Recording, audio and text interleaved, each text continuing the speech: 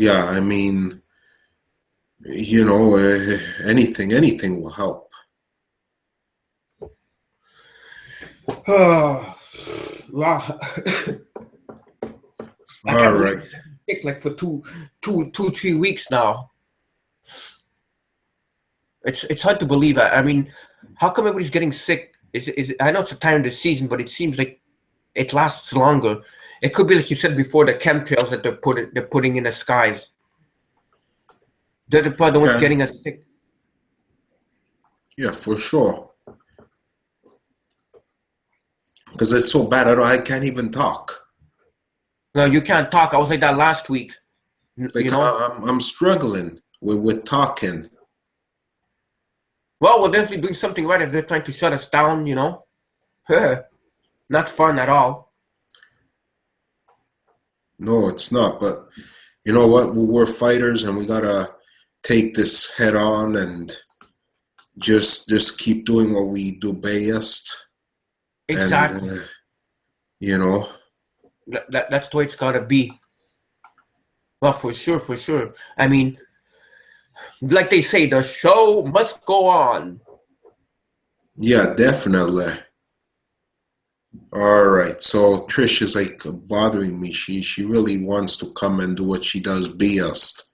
Okay, Shall we so call her on? call her on. We're gonna take a short break, and when we do come back, we're gonna be having our special guest tonight coming on the show. So don't go anywhere, people, because it's only going to get better here on out, right? That's right. All right. So now here she is. Here's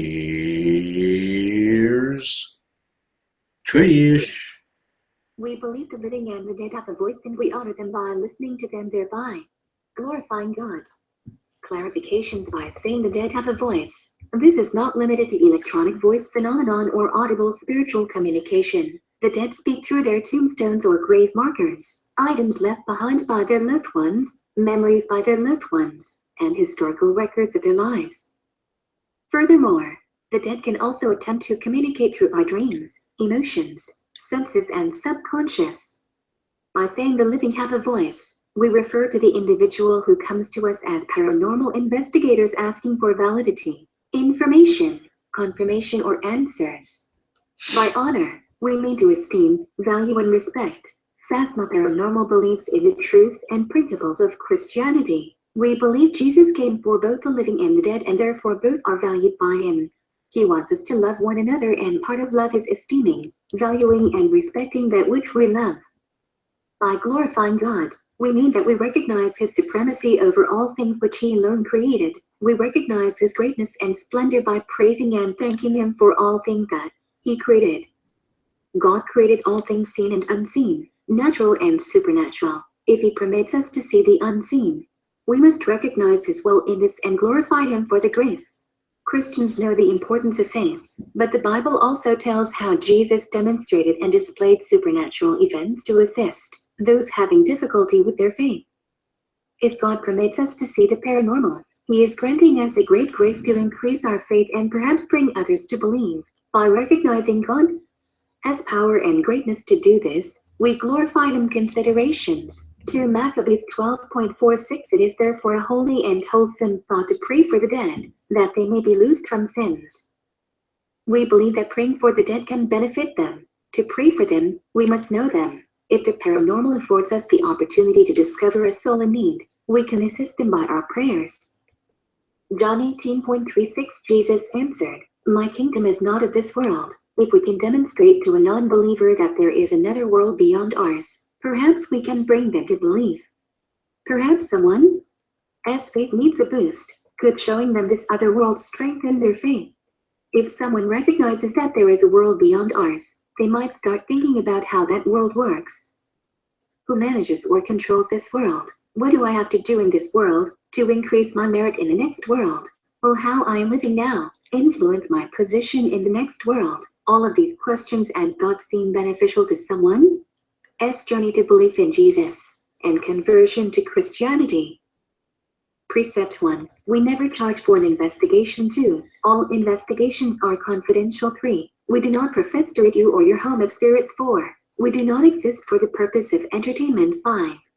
We investigate with a small group, usually two, so as to preserve the integrity of the data, and to have as little impact as possible upon the investigation side. 6. We believe investigators should be grounded spiritually and have a firm moral compass. This could preclude children investigating. 7. We never trespass. 8. We never take anything from an investigation. Side. 9. We do not use our names with the dead. 10. All evidence will be presented after careful analysis, and we will not deliberately present explainable or false evidence. We shall never present fake evidence. All evidence is subjected to a strict and critical analysis that has been established through years of experience. 11. We will approach each investigation with an open mind, but we will not assume everything is paranormal. Definitions: paranormal, not scientifically explainable, supernatural, unable to be explained by science or the laws of nature, preternatural, existing outside of nature. Okay, thank you, Trish. I mean, Exactly. Welcome back to the show. yes. So I see lots of action is I going know, eh? on Jatango. Hi there, There's a lot of action there. Sherry. Yes, yeah, I'm doing better, except now my partner, Mario, is kind of sick now. Yeah, I don't know. I'm having like a runny nose and coughing, and I'm trying, to stay calm, and I'm fighting to do this show, but I really want to do this show. Exactly. Right? Oh, for sure, because we're having Michael and Kelly Brosky coming on the show later in about a couple of minutes. They'll be coming on our show, and we'll be talking about ghosts and anything paranormal. Get your questions ready, folks, because it's going to be a great show now, and we're just like waiting. We're counting down the minutes, the seconds for them to come on the show, because we've been excited all week. We've been talking about this. Right, Mario? Yes, I always talk about paranormal, the Hat Man, aliens. That's The shadow that's creatures. all. And That's you know all paranormal. And Halloween's just this Monday, so what a better way than to talk about ghosts and the paranormal, because we've had our own kind of paranormal stuff happening in our lifetime. We've experienced it, and we've experienced it, and it wasn't fun. It was hard. It was hard, yeah, exactly. And we want to find out, who are these ghosts? Are they actually the dead spirits? Are they demons?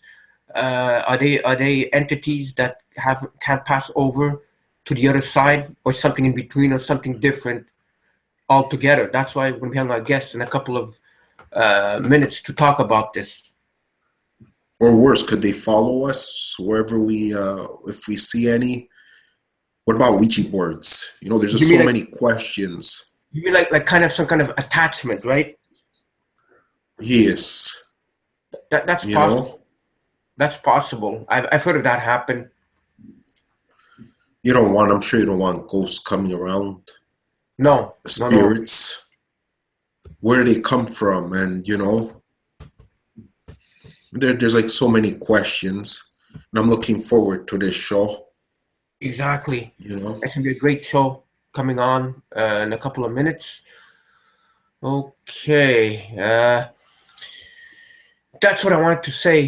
Is there anything, Mara, that you want to add before we get our guests that happened this week?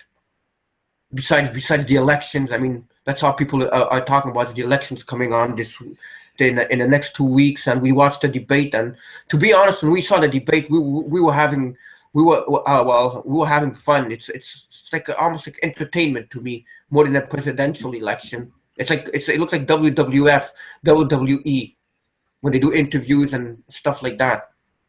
I couldn't watch it last Wednesday because I was too busy putting together the show. Right. But the one before that I saw, and I was like, what a joke this is. It's like, it was just so entertaining. It was entertaining. That they actually brought up Soros. That's when I almost hit the floor when I heard Trump sing Hillary Soros. I was like, oh man. Yeah, he kept talking about George Soros, and I'm like, oh my God, he mentioned it. So, when I tell people about George Soros, because we did a show last week on George Soros, And people go, what are you talking about? He mentioned it. Donald Trump did mention that Soros is funding Hillary Clinton. But it's like, I don't know why people don't pick that up. People don't care. That's the sad part. Why don't people pick it up and say, who is that? Why MnRTV Live Show, they're onto it. You know, they know this stuff. They do, yes, exactly. For sure. You come and we'll do a whole full hour show just on George Soros. Who else does a full hour show just on George Soros? Nobody. Only Nobody, us. I because think we're nobody the only ones cares. that did it. Yeah, Yeah, because we're probably the only one that did a full hour on George Soros. he's a very interesting character. Exactly.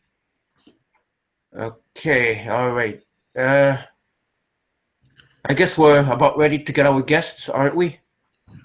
Yeah, so well, I mean, unless she feels earlier, it's earlier Yeah, for me. exactly. You know, Okay, well, this we is got. perfect. Just in time for Halloween too. I know What? because exactly. I mean, go ahead. Next week. Yes. It's next Monday's the Halloween, and you know we've done shows in the past about what Halloween is, but tonight we're going to be having ghost experts, ghost hunters, paranormal, and you know. I think a lot of people want to become paranormal experts, ghost hunters, and that they probably think it's glamorous, but from what I've known, it's not that glamorous, and you have to spend a lot of money on equipment and stuff. So it's not all fun and games. It may not even be fun at all. I don't know. Don't forget, we were attacked by these paranormal creatures. Remember my computer, the light flickering, and then my computer went down, and then I had to reboot. Same thing happened to you. You know, Yeah, but we're getting attacked. Yeah, but that was when I was talking about the Dulce base in New Mexico, the alien base. Okay, but still, I mean, you know, alien, paranormal, it's all interconnected. You know? Exactly. Oh, yeah, we're all getting ready. Yeah, we're I getting mean, ready to call. a lot of people are probably, you know, eating their dinner while listening to the show. That's how it works, you know, and people love that. Exactly. People's living room, we're in people's kitchen, we're in people everywhere, you know, I mean, you know, that's the watch us on part the of the tablet, fun. just about anywhere in the house. On the subway, you could watch us live if you have the means, you know? Yeah, well, in the subway, I don't know if there's Wi-Fi actually in all the subways. Chicago, there's data. Chicago Hey? was over, or Chicago is over the ground, you know? Chicago, Yeah. Philadelphia, it's over ground. So, or Walt Disney, people in Walt Disney, you know? They take the Disney train and they're like, let's watch these guys, you know, on the MnRTV Live Show. Yes, exactly. All right, so I'm gonna call. See what they're all about. Yes, call her up. Let's get this done. Let's do this. Yes. Let's do this. We're too excited now. Okay, let's begin. Yes, let's go. Let's do it. Hello? Right. Hi, Kelly. Hi, Robert. Hi, Kelly. Welcome to the MnRTV Live Show. My husband's here with me, Michael. Hi, Michael. Welcome to the MnRTV Show. It's good that you're able to make it also on our show tonight. Hey, thank you. I appreciate it. That's great. I'm glad you're feeling better. I mean, we're kind of feeling under the weather ourselves, but like we say, the show must go on, you know? Absolutely. Thank you so much for having us. It's a pleasure. Oh, you're welcome. So would you guys like to tell our viewers, since you're new guests on our show, who you are and how you became paranormal investigators? Absolutely, yes. My husband and I live in Conway, South Carolina, which is a small southern town. We like to watch the ghost hunting shows on television. And, you know, we're both kind of scientifically minded, and we kind of thought it was a bunch of hokum and figured we needed to go try it for ourselves. So we took a little cheap camera and a little cheap voice recorder and went to our local cemetery, walked around, kind of felt foolish asking questions to what we figured was thin air. We came home, he went out to cut the grass, just a typical Saturday morning. I sat in a recliner with my laptop, figured I'd listen to any of our evidence, figuring I'd be listening to an hour or more of complete silence. Within the first 5 minutes, you hear my husband ask, "How did you die?" And we get an answer. Somebody said fever. I was blown away. Of course, I couldn't wait to go to work on Monday and tell everyone what I was doing over the weekend. Turned out that the cemetery we were at was the family cemetery of a friend of mine. And that person that my husband was talking to was one of her grandfathers. I'm not even sure how many generations back, but he was a Civil War veteran, and he actually had died from fever. So that kind of bit us with the paranormal bug, so to speak, and we kind of sailed on from there. In your life, have you guys have experienced anything paranormal prior to this? I myself have not. What about you, Mike? I can't think of anything that rings out. As a child, sometimes you look out in your yard at night and you think you see things, but at the time, it never really registered to me that it would be paranormal. Wow, so that must be. Go ahead. Oh, it was just, I think that almost makes it more interesting for us is the fact that before this, we were both very skeptical that we were just watching entertainment and not actually watching anything real. So we kind of moved from the world of skeptic to the world of believer. Yes. Okay. It could be that unless you experience something, you just can't say it until you experience something to say, "Oh my gosh, this happened to me. It is true." I see on the screen. What is the order of exorcists that I keep seeing on your website? Is that something? Are you guys involved in exorcisms? We're not actually involved in exorcisms. We are not priests, right. And we believe only members of the clergy are able to perform exorcisms. Rather, what we do is we have received some training from the organization, and should there be a demonic incident, they would send us in to investigate, get evidence, and or assist the exorcist in any way he needed. So you've actually seen exorcists in live? As of yet, no, we have not, thankfully. We have come across a few demonic disturbances, I'll call them, but it seems as though something always keeps us from actually going in to investigate. And personally, you may laugh at me, but personally, I think we have a guardian angel that watches out for us, because these exorcisms can be extraordinarily dangerous for both the exorcist and anyone assisting. Now, what is the difference between, say, a ghost and a demon? Is there like some kind of difference, or is it all the same thing, or is it a demon worse than a ghost? A demon is a spirit that never actually was human, and therefore, it's something other than human. Whereas a ghost is something is actually a person that's deceased, and for whatever reason has chosen not to move on. A ghost evil or good? Like Casper the Friendly Ghost was always a friendly ghost, but then we hear of evil ghosts. Or is it like people? Some people are good, some people are bad. Rob, you hit the nose right on the head there. It is, if you're a good person in life, you're going to probably be a decent spirit in death. And if you're a rotten SOB in life, that's probably what you're going to be in death as well. So there are what I refer to as naughty ghosts. These are the ones that cause problems and like to be difficult. And then there's demons, which is a whole different ballpark. Okay, and how do ghosts look like? Does it look like what we see in pictures and that? It's like a white shadow, see-through, or is there anything in particular that you've seen that we may not know? That's an excellent question, Robert. From what we've experienced, ghosts can appear different to different people and can appear different depending on what's actually going on. to give you an example, we've been doing this for over 5 years. We've had over 500 investigations in 7 states. One of the investigations we were at was a Revolutionary War era cemetery. And in broad daylight at 8 o'clock in the morning on a sunny, beautiful day, while my husband was on the exact opposite end of the cemetery, because I tend to wander off occasionally, I saw a man dressed in full Revolutionary War soldier outfit, and he appeared just as real as you or I appear. However, I saw him, but I don't necessarily know that he was able to see me.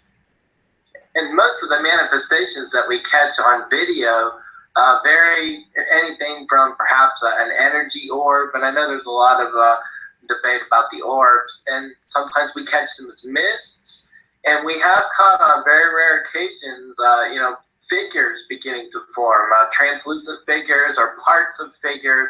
So they range anywhere along that spectrum. Now, hello? You still there, Robert? Yes, I am. Okay. Do ghosts speak? Is there a certain voice to it? Yes, I've heard everything from very faint whispers to growls to screams, laughter, crying. Some voices sound totally normal. Some voices are very otherworldly. Again, much the way that I said that different ghosts appear different to different people, I think the voices work as well. It all depends on how much energy the spirit has. Now, taking this from a Christian perspective, like when we die, aren't we all supposed to be asleep and wake up later on, like say on the Judgment Day or something? So if that is true, then who are these ghosts? Like, are they people that then pass over on the other side? That's an interesting question. We asked clergy one time, priests, Catholic priests, what they thought about this, and they said something very interesting to us. They said, although a soul might receive heaven, they don't necessarily choose to accept that. And we have seen biblical references, of actual spirits, when Christ was crucified, supposedly the dead walked the earth. Jesus himself, there's very mysterious things after he rose from the dead where he told people not to touch them. So I think there are references in there, and we can't know the mind of God. God is inconceivable to us, and if he wills a spirit to come back, for some purpose, I mean, we can't question that. Where's the best place to find a ghost? Well, if you're in South Carolina, that's just about anywhere. Yes, but like we're talking, like, is it a cemetery? Is it an old mental hospital, a prison, anything like that, or it just could be anywhere? Robert, we've looked for ghosts all over the place at various locations, and we've come to find that there's hardly about any place we've ever been that we haven't gotten some type of spiritual connection with somebody. To give you a very personal idea of it, I was actually very sick several years back, and I was in intensive care. And while I was there, my husband actually had a ghostly experience I'll let him tell you about.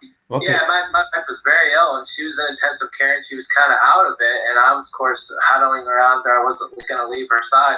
And while I was in this critical care unit number 3, I heard bare footsteps in the shower and in the bathroom. There was no one in there. I saw there was a stained, kind of clouded glass, and I could see shadows going by. And the problem was the shadows weren't going all the way to the floor. The shadows were just passing over the middle part. I just saw orbs out of the corner of my eyes. Of course, I was more concerned about my wife's well-being, and therefore, I just was ignoring that, my whole focus. But I mean, it was there. You could definitely tell there was a paranormal presence there, and I had no equipment to measure by. It was all personal experience. Now, I know you guys probably have expensive equipment, right? I have a kind of a silly question here, but I have an Android phone, and there are apps that call Ghost Tracker and everything, and they're supposed to monitor ghosts. I used to have this app a couple of years ago, but I've got rid of it. What are your views on this, if you know about this? We're very familiar with those apps. You know, let me just put this out there first. We look at ghost hunting much like fishing. The more bait you throw in the water, the more likely you are to catch a fish. So, you know, we're not above using just about anything if we think it might help us in ghost hunting. Now, having said that, you know, those apps, a lot of them are more for entertainment than for actual scientific research. So we kind of take a lot of those with a grain of salt, so to speak. But I'd also like to add, just this past weekend, we were investigating in a notorious haunted spot, and I was using two different devices. One was the Oculus 3, which you hear a lot about through the ghost hunting circuits. The other was one of those apps that you're referring to. And simultaneously, a word came up on two different apps. Now you think about the random, if there's a database in there with 2,000 words, to get the same word to come up twice on two different apps, that's something that might make you think that maybe there really is something going on there. Wow, that is fascinating, for sure. Do you believe in every house there could be a ghost? You know, I almost have to say yes, and I know that sounds weird, but you have to think back. We all have connections. Almost everybody has a connection to somebody that's passed. Yes. A friend, a relative, your pet. You know, somebody has connection. And in the same instance, there's no place you can go, or hardly any place you can go on this earth where someone has not lived and or died. So I think a lot of it is just being open to the possibility and knowing. I think once you start looking for, you know, once you start being able to see the signs, you are more able to see them everywhere. Whereas somebody might not recognize what's going on and not realize that their house really is haunted. I like to use the analogy, we're close to Myrtle Beach here, and as a family, we used to get at the beach all the time and look for shark's teeth, and we can never find them. We go weekend after weekend, never find a shark's tooth. It was really disappointing. Finally, one Saturday, we found the shark's tooth, and then after that, everywhere we looked, we started to find more in the sand as we walked along, and I think that's kind of the way it is with looking for ghosts. Our senses are kind of trained not to see these things. As adults, we're told, oh, that's irrational, or oh, you're mentally ill, or something like that. But if you start to open your mind a little bit, you begin to see some of the signs my wife was referring to. And it's amazing how many places might have these spirits.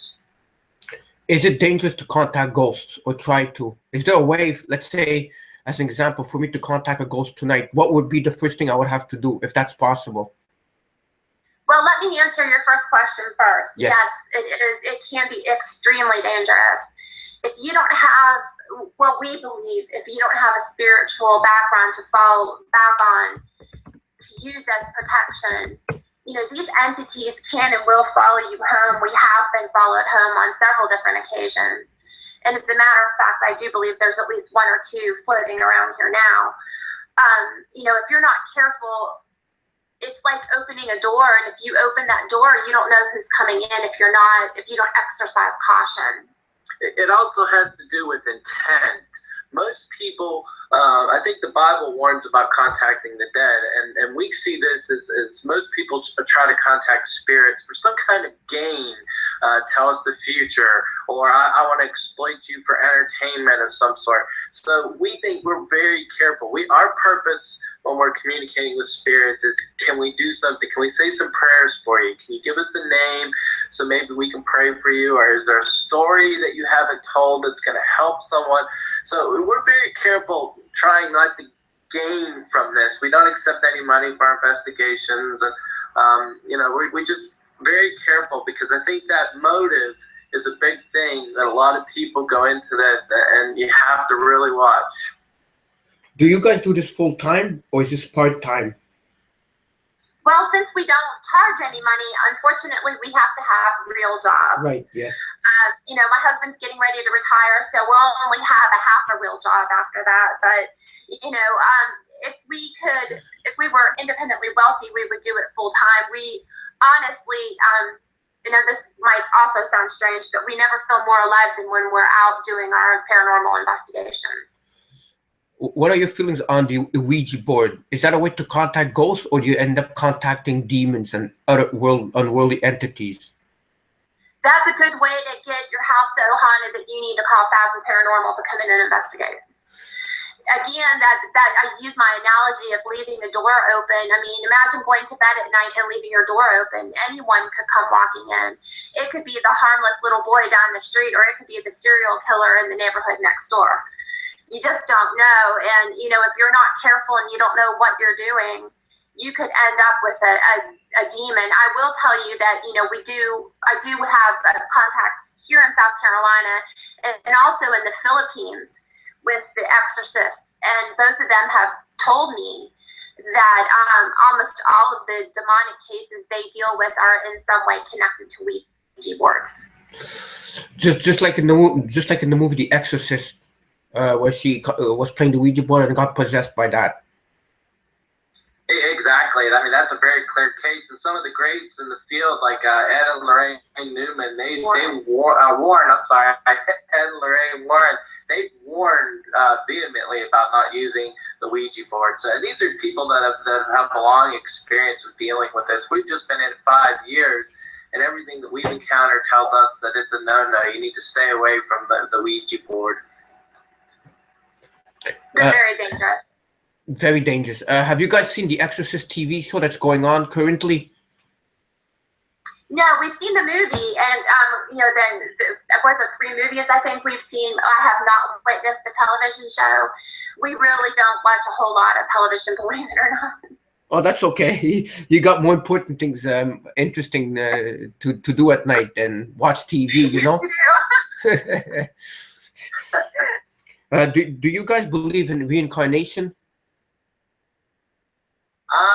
I personally, my belief system doesn't believe in reincarnation, but again, you know, having read a lot of books on the paranormal, there are some of the greats in the field that claim they've encountered individuals that have proven and given evidence that they have had past lives. So, you know, who can know the mind of God and what He wills?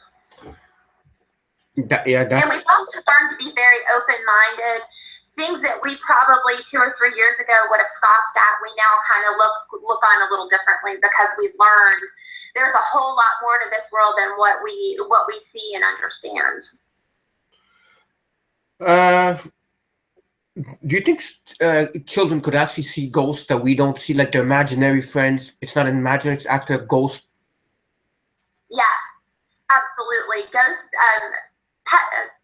children and pets are usually the first ones to notice some type of paranormal activity. And when we have a client call and say there's something going on, that's always one of my first questions. Do you have children or do you have pets? Because it's easy to tell, you know, we do get the hoaxers that call and pretend that there's demons and ghosts and all kinds of fun things running around their house. But they can't bear the scrutiny when I start asking questions. But if you have a pet, they're always going to be more susceptible to what's going on, more perceptive, as well as children. And I'm not sure what the thing is with pets, but with children, you know, they're not taught that they're not supposed to believe. They're not supposed to see. Adults have a lot of blocks in them. You know, we're taught to be logical and reasonable, and ghosts just aren't real, and we're not supposed to see them. The children don't know that. They're the innocence. And that can be good, and that can also be bad, because naughty things tend to go after innocence like that. Well, you guys are like ghost experts, right? So I have a question for you guys, personal questions, that when I was about 6, 7 years old, I used to read books about ghosts, and one time what happened to me was I put the ghost book away, whatever. I started talking about ghosts, and my bed started shaking. Like where my feet were, the bed just started shaking. I put my head under the covers. I didn't dare look. Then when it stopped, I pulled the covers, and I had a nosebleed. So I was wondering, was that ghost or was that something else? It's difficult to tell. Ghosts, typically, if it's a demonic spirit, from what I've read, that they generally are the ones that have a lot more power and force to move things like refrigerators, shaking of the bed. Maybe not so much. The thing that concerns me about that is the nosebleed. A lot of times demonic activity will be associated with blood. It's something that the demons, because the blood is the gift given to us from God, and a lot of times demons will try to mock that through blood. Did you experience any weird smells? Do you remember? I was like 7 years old. No weird smells. Just being very scared. Like that the bed started shaking, and the bed, like the bottom of the bed where my legs were, and I was so scared. But then once that stopped, I just like put my head under the covers, and I thought I had a runny nose, so I touched my nose and it was blood. And then I told my mom, and she took all the ghost books that I was reading because I was scared of that, and she threw them away. Yeah, it could be if that just happened in isolation. It might have been just a nasty spirit trying to give you a scare, and maybe the nosebleed was just a reaction of your fear. If there weren't any other activities that happened after that, chances are that it was probably just a spirit, because demons tend to persist a little bit. They'll hang on and they'll keep at it and try to break your will down, and so probably a ghost. And the next thing that actually happened was in the year 2000. I had with my ex-girlfriend, we used to play the Ouija board at our house, and apparently our house was haunted to begin with. We played the Ouija board. A couple of weeks later, what started happening to me was I started getting sleep paralysis. Well, see, I told you not to play with Ouija board. Yeah, that was like 16 years ago. Wow. Here's the thing with sleep paralysis. A lot of people associate that exclusively with the paranormal, and I would love to be able to say that everyone who's ever experienced it has experienced something paranormal, but it's probably more of a 50-50 situation. There are naturally occurring phases in REM sleep that will make you feel as though you are in sleep paralysis and you really aren't. Somewhere between the dream state and the waking state, but that's not to say that it wasn't. There are some people that do experience, the sleep paralysis because of paranormal things, but that would be something strong that would be able to do that. Because I saw shadow creatures trying to attack me, and shadow creatures coming in my body, and the only way I was able to stop them was to think of Jesus and calling his name out. That's the best thing to do. And they left, and it happened a couple of times. The last time it happened, I saw like some kind of, what can I say, a succubus. The female demon was possessed, trying to get onto me or something, and I called in the name of Jesus, and as soon as I did a couple of times, the demon, whatever, the entity left.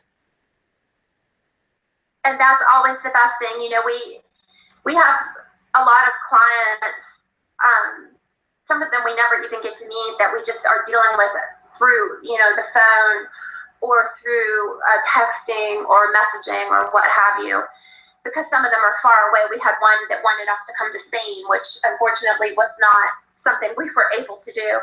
But, and he was having problems with the Ouija board. But our first line of defense for our clients, especially ones that we aren't physically able to go to assist, is prayer. We have downloadable prayers on our website. We have lots of clients that we actually mail holy medals to. And, it really, we've seen over the course of our investigations, prayer on their end and ours, and these religious objects are very powerful against these things. Yeah, and you also have to take into consideration whether or not you issue an invitation. Had you used the Ouija board and you saw these shadow figures and it scared you, but yet you were still fascinated by it, and you were kind of in your mind saying, boy, this is neat, I'd like to see some more of that. That's an invitation. Mm-hmm. And you did the right thing by saying the name of Lord Jesus Christ, and obviously they took that as a firm no, and they stayed away from you. So people have to watch the invitation part to it, because subconsciously we might be asking them, hey, you're fascinating, I'd like to see some more of you. Because lately I don't bother with the Ouija boards in years. What I usually do lately is I've been heavily involved in alien research, so I figured there might be a connection to all the paranormal aliens. What are your views on aliens? Well, here's the thing with the paranormal in general. You know, no one knows for sure what ghosts are. Right. Ghosts could be aliens. They could be the spirits of deceased human beings. They could be some type of interstellar, interdimensional time travelers. We don't know. We haven't had any experience with aliens, but we've had enough odd experiences with the paranormal that we just really aren't sure. But I think my husband has yeah, well, I've seen things in the sky that moved at angles, so I'm positively sure that I've seen objects up in the sky, that moved at angles that were impossible just fairly recently. My mom, who passed away, she said she was flying in Chicago and she saw an object approach the plane, and it came right off the wing and then it zipped off at a 90-degree angle. So I have no doubt that people are seeing these objects, and it could be that spirits and ghosts somehow are associated with that. We're open to different theories on that. And that's what we're still trying to figure all this stuff out. I mean, I think there's laws in place, whether you want to say that they're laws of science or laws of God, but I think there's laws in place that humanity isn't supposed to know about these things but so much. And I think that holds true if there are aliens too, because imagine if the mass population knew that there really were aliens out there. That throws into question everything we've ever been taught. Speaking of entities, do you guys protect yourselves before going ghost hunting, so you don't get a ghost or an entity attachment? Is there some kind of prayer you do or ritual or something? Well, yes, absolutely. My husband has a little thing he says that we were told to say by one of the priests that we work with. And afterwards, we always say, thank you for speaking with us, but you're not welcome to follow us home. And on the times when we've forgotten to say that is when we've had a few come home with us. We carry around blessed metals, and we certainly pray a lot. St. Padre Pio said that the rosary is the weapon, and I believe the rosary is a wonderful thing when you're dealing with demons or even spirits, to put them at peace again. So, we do a lot of praying, a lot of blessed metals we carry with us, and I also think the rosary is a very powerful thing when you're dealing with the spiritual world. Halloween is around the corner. Do you believe Halloween is evil? No, Halloween isn't evil. It was never meant to be evil from the time the ancient Celtics started celebrating it as Samhain. I mean, it was originally to ward off evil things. And, the only thing I think people misinterpret Halloween, besides the fact of what modern day, Hollywood has done for it, is that I do believe that here at this time, the veil between the worlds is thinner. So I think more spirits are able to possibly make themselves heard. And I think that frightens the average person. And that's why perhaps that Halloween has come to be evil to some people, but I don't believe it's evil. Do you think that have you ever met like a ghost that was a serial killer? Thank heavens. We haven't actually, well, I guess really we have met them. We have a serial killer here of a sort. His name is Edmund Begum, and back in the early 1900s, Edmund killed 5 members of his family: his mother, brother, sister, and the sister's 2 children. And funny thing is, there's a correlation here. If you remember, Robert, when we initially made contact, we were in the middle of having Hurricane Matthew. Yes, I remember. And my little town here was horribly, horribly, horribly flooded. We're only now starting to get back to normal. Good. And the reason why I say that is because when Edmund Begum went to trial, he cursed the city of Conway to flood, and that was the Great Flood of 1928, which was only just surpassed by the flood that we've had this year. So yes, we have met a serial killer. We've gotten EVPs from his family saying Edmund hit him in the head, and he did indeed shoot several members of the family in the head.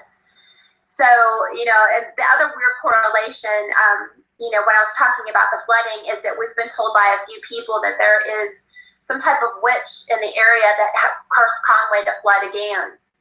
And we also live in ground zero of the famous serial killer Pee Wee Gaskin. We crossed over the Lynch's River, and he just to the west of us is actually where they uncovered 6 or 7 bodies that he supposedly killed. And we would love to get into some of those areas because some of those bodies haven't been found. And we thought that it would be a wonderful thing if we could actually discover through EVP somehow where some of these.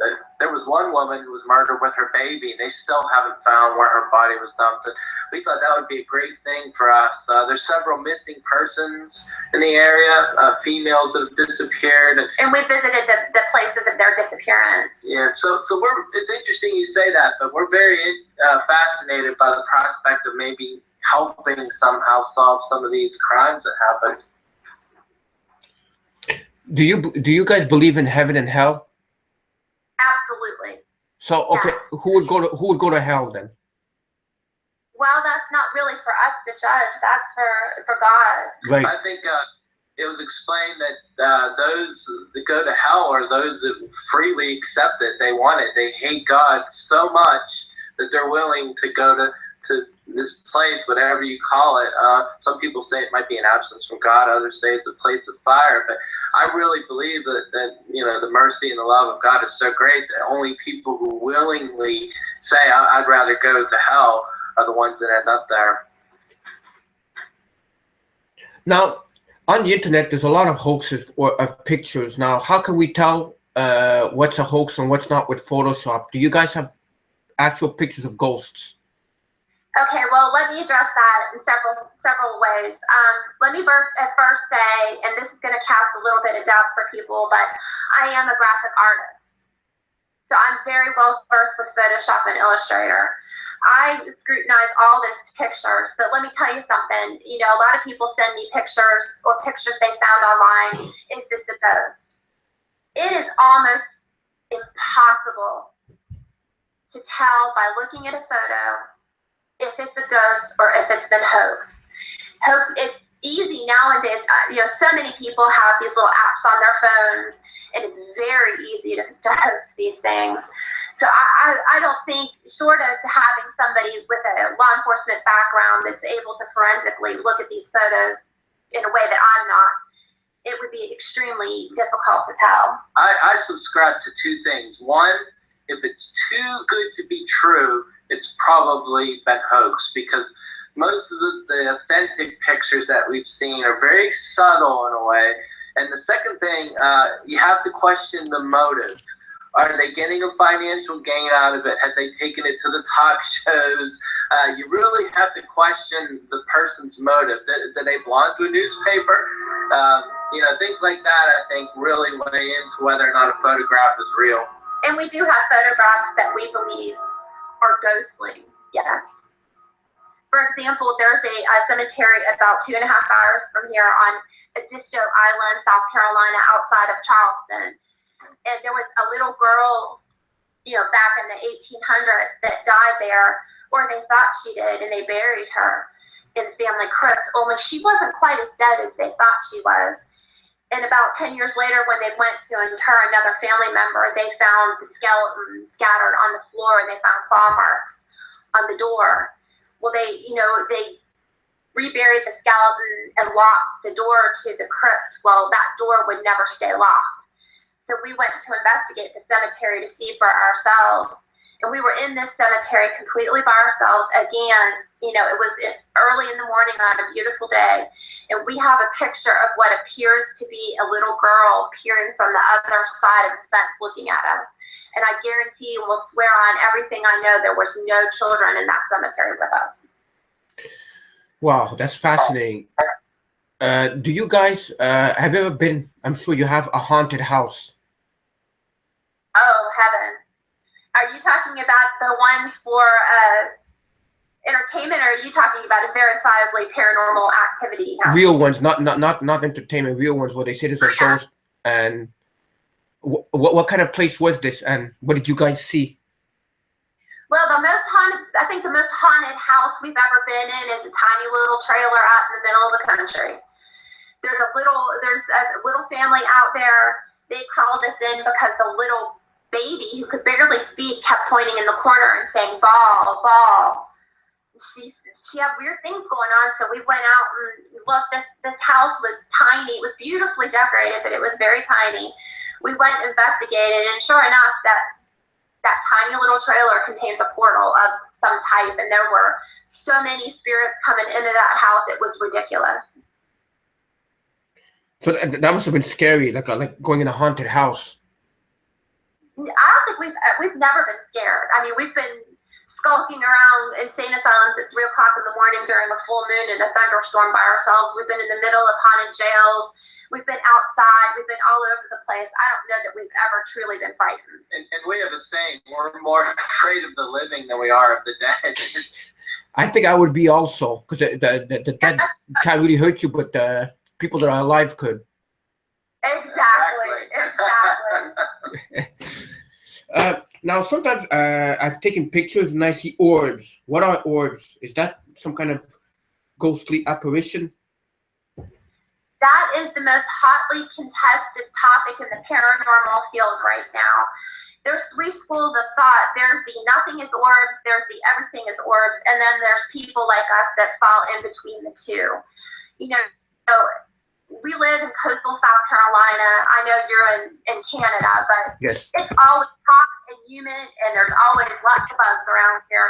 So it's kind of difficult not to take a picture outside and get some type of humidity. We have to use very careful scrutiny, and we have to use what else is going on in the circumstance. We have to just look at every picture as closely as we possibly can before we ever determine if it is or isn't. And if we can't agree, if I think it is and he doesn't, or vice versa, we don't ever do anything with it. But in the same sense, I'm a math teacher. And it's fascinating to think if energy was going to manifest, it would take the simplest form, and that would be indeed an orb. So it's fascinating to think that maybe that's what we're seeing in some cases. And some of these orbs that we've actually videoed with both regular video cameras and infrared and full spectrum video cameras, we actually have evidence of some of these things not only moving in a way that would be inconsistent with dust or moisture, but some of these things not only double in on themselves, they change color, they change shape, they're lit from within. That just isn't scientifically possible, that at least not that I'm aware of. Now, when you guys see ghosts, what do? Do you approach them? Do they disappear? Do you try and, I don't know, film them? Is that how you guys operate?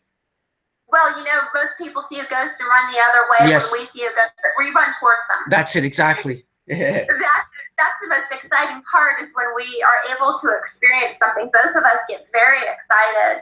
Our ultimate goal is to be able to document these things. We want to try to help them if we're at all humanly able. I'm not sure if humans are able to do that, but if there's anything we can do, say a prayer or whatever, we do that. And plus, we like to be able to share the evidence with people, and in sharing it with them, possibly bring them closer to God as well. So do you think it's dangerous to communicate with ghosts, or it's better if you see them? Like, you can't just go up and just wish you're gonna fall upon a ghost. I think it all depends. It all depends on how you approach it. It could be a relative of yours coming back to try to tell you a message, and if you don't embrace that message, then you could be causing the haunting to go on a little bit more. You also have to be careful for the copycatters. Demons like to come under the disguise. And you have to watch that they'll try to lure you in and make you obsessed with the spiritual and the occult. You have to watch that also. So it really depends on who you are and what your motive is, whether you should try to approach and communicate with the spirit. Are you guys familiar with the movie Paranormal Activity? What are your views on this? Is this reality? Well, it's funny you mentioned that, because when it first came out, our adult daughter desperately wanted to go see the movie, but our daughter's a chicken and didn't want to go by herself. So, her father and I went with her, and I sat in there and was just scoffing the whole time. She was terrified, and him and I were laughing, because most of what's in Paranormal Activity is so extreme. It would be the most extreme haunting that ever was caught on film. Most hauntings are so subtle. For example, you probably didn't hear it, but as we're sitting here, we're getting very subtle knocks on the wall, because I'm sure they're listening to us right now, and they like it when you talk about them. But, most hauntings you could pretty easily explain away if you really wanted to, if you really weren't looking for them. You're never going to find, I shouldn't say that, but you're hardly ever going to find a ghost that's going to drive you out of bed or do the things that happen in Paranormal Activity. Even The Conjuring, which is one of our favorite movies, is very extreme for what really happens in 99.99% of all hauntings. Have you guys seen the movie Ghosts? Ghosts? No, I don't believe so. Okay, no, I don't remember the movie that was in the 90s. There was like a love story between a human and a ghost. Ghosts. Pardon? Yes, I think I should talk about the one with was it Demi Moore, Patrick Swayze? Yes. What was it called? Yeah. Was it called Ghost, I believe? Just Ghosts, yeah. Yes. Is it possible for a ghost to become a lover to someone, or is that pure fantasy? I think it's actually a little of both. Really? We've seen where someone's love is so deep and so intense that when the other one dies, their love holds them there. So I don't think that's outside the realm of possibility. We stayed in an inn called 1790 in Savannah, and supposedly there's a spirit there of a woman who committed suicide, and she likes to crawl in bed with the males. And I do have to say, I was very skeptical at that point. That was my first major experience. We were laying there sleeping, and I started hearing like weeping, and it was following along the outside of the ceiling, kind of circling. And then I felt this cold air settle in between my wife and I, and it kind of felt like there was a cliff off to the side of me. And so I had to wonder, was that her coming? And then I felt my beard being played with a little bit. And your mind kind of says, maybe it's a bug or something. But you take all those, and maybe she was coming back and tried to get a little frisky. I mean, I don't know. And I would like to say that I slept through the whole thing. I don't know if you guys are aware of the singer Kesha. Of who? Kesha. It's a singer. It's I don't know. It's one of those modern singers, and she said she's made love to ghosts. and she said her private parts are haunted and possessed. I think they might be possessed, but I don't think ghosts don't have any physical. There's no material. They're not physical, but to a certain extent. So she might more likely either be trying to, publicity, or she could be insane. There's a lot of people that say that they have demonic issues going on, and part of our responsibility is to go in and determine if there's substance abuse, if there's mental illness, if they're just faking it. There is one famous case in Texas where an entity did rape a woman. But that was a demon. And then there are also demons, succubus and incubus, that explicitly go after other humans in a sexual manner. So who knows? More likely, it's just publicity. Just more publicity than anything else. Exactly. Oh, but it's really fascinating, the ghosts. Can you tell us about your website, like the name? How did you guys get your name? What is Phasma Paranormal? It's actually Latin for ghosts. Oh, really? Several years of Latin, and I really enjoy the language. So we took that because we wanted something that was unique and different instead of all the other names that people had. Well, that is fascinating. What is the most dangerous case that you guys have been on Ghost where there could have been actually physical harm? Is there any particular cases or one case? Well, the funny thing is that I think the most dangerous one that we've had that did cause physical harm wasn't even a case, it was something of ours. My mother was mentally ill and estranged for years. And when she died, my daughter inherited her diary. And she brought it home with her at Christmas time. I don't know why she brought it, but she did. And she ended up leaving it here. My mother had no great love for my husband. So, within a day of the diary being left here, he started to become scratched. And he started to see shadow figures. And we ended up having to have a book burning of sorts and a little ceremony to get rid of the book. And thankfully it worked, and we haven't had any problems since. But we have had some issues where we're called in as far as demons and have weird things happen too. And I also like to add, I think the most dangerous and frightening cases that we have are cases that involve children. We just, if at all possible, we like to keep children away from the paranormal. They're very impressionable.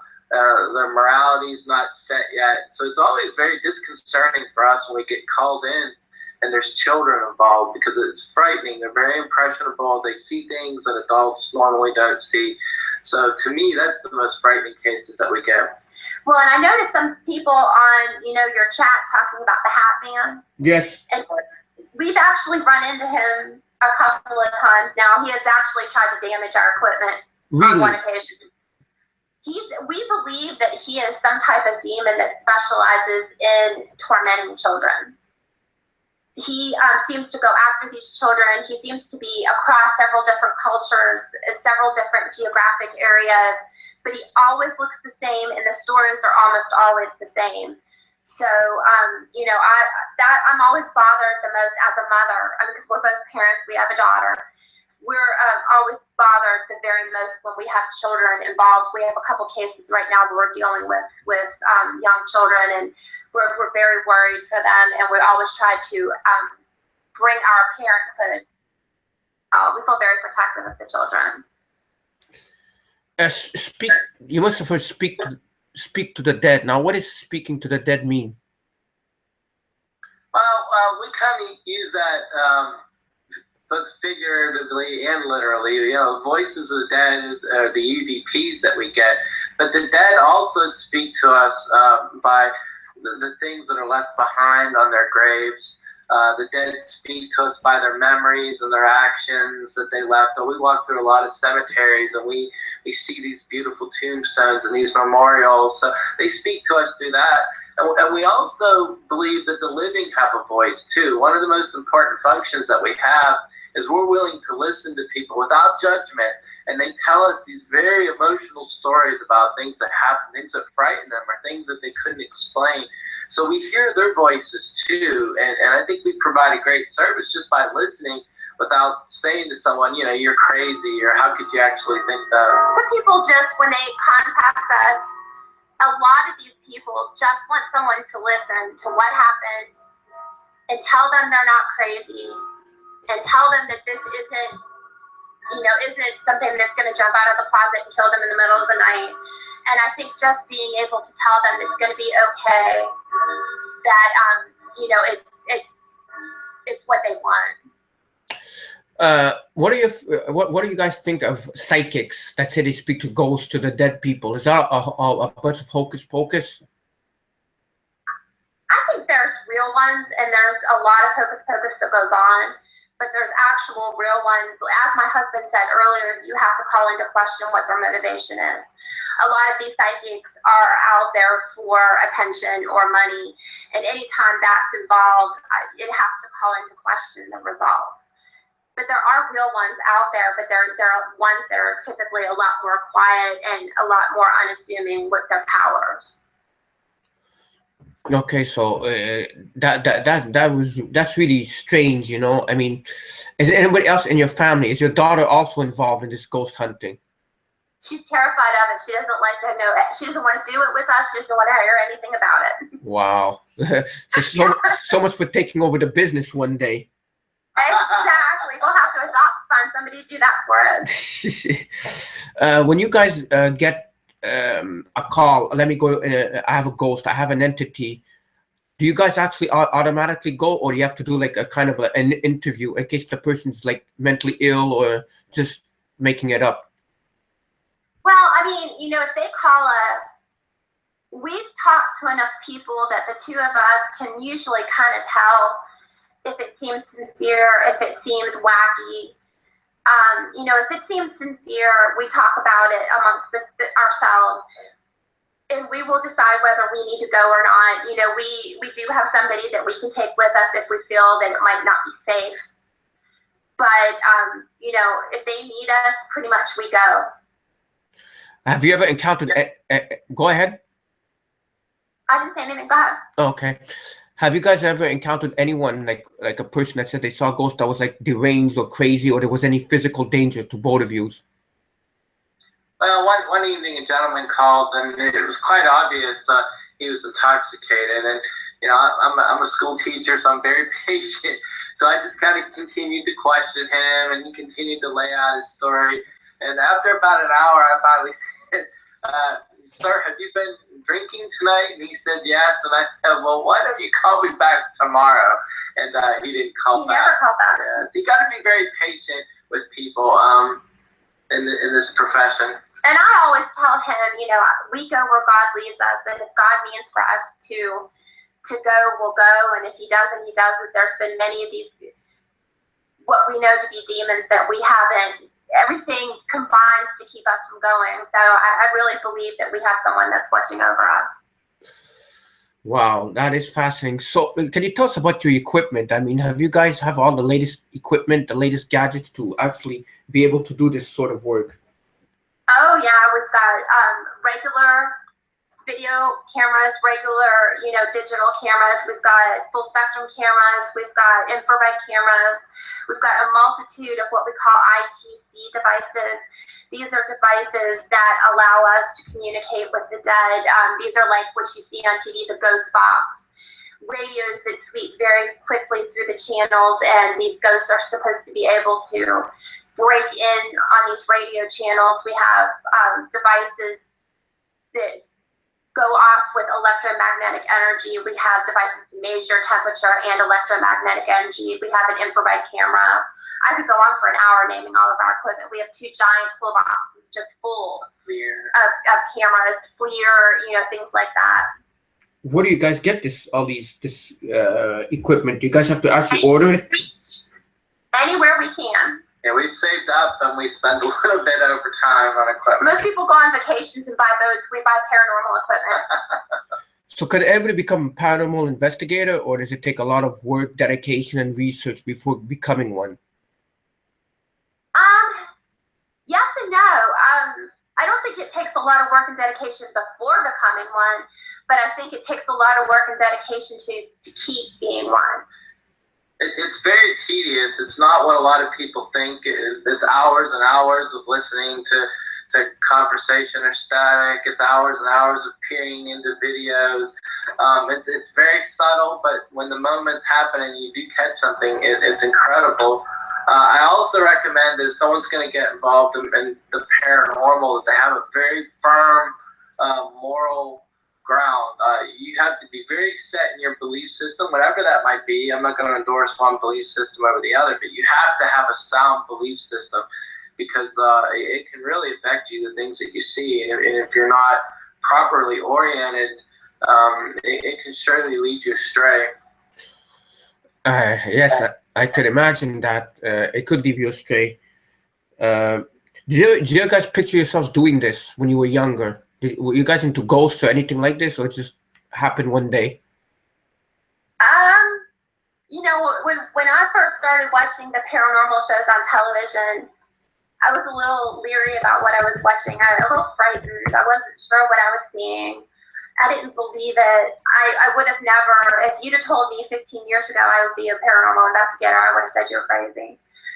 Him, probably more than me. Well, I can remember as a child writing a report, maybe in the 4th or 5th grade, on the Bermuda Triangle, and then I went out west with my grandparents to California, Northern California, looking for Bigfoot. And so I've always kind of had a fascination with the paranormal, but I never realized that it would take me to something that I enjoy so much. I mean, once you get that first EVP that's relevant, that it really hooks you, and it makes you think, you know, there is something more out there than what people tell you, and things that science just can't explain. And to me, that's very interesting.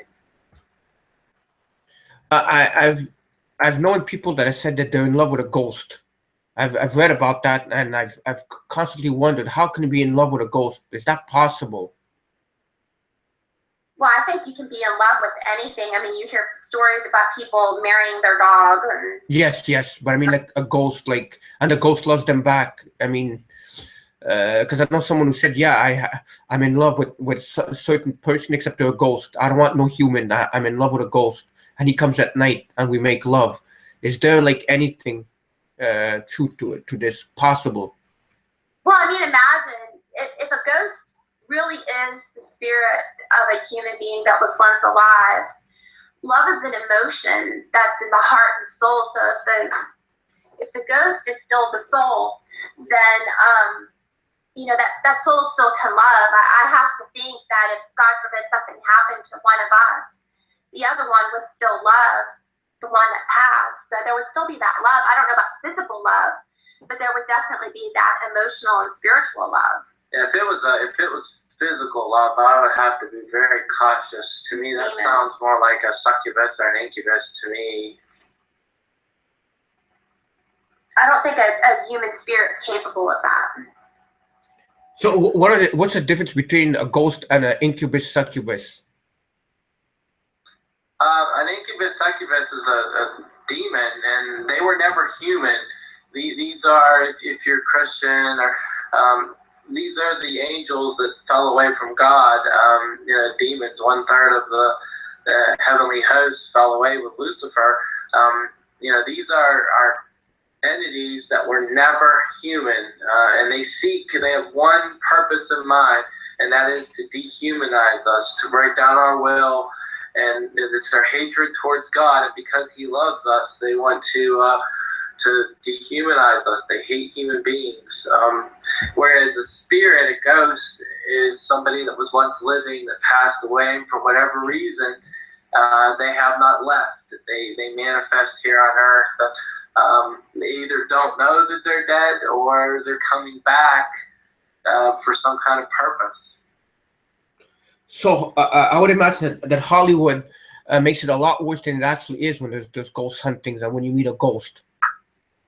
Well, of course they do, because it's more dramatic.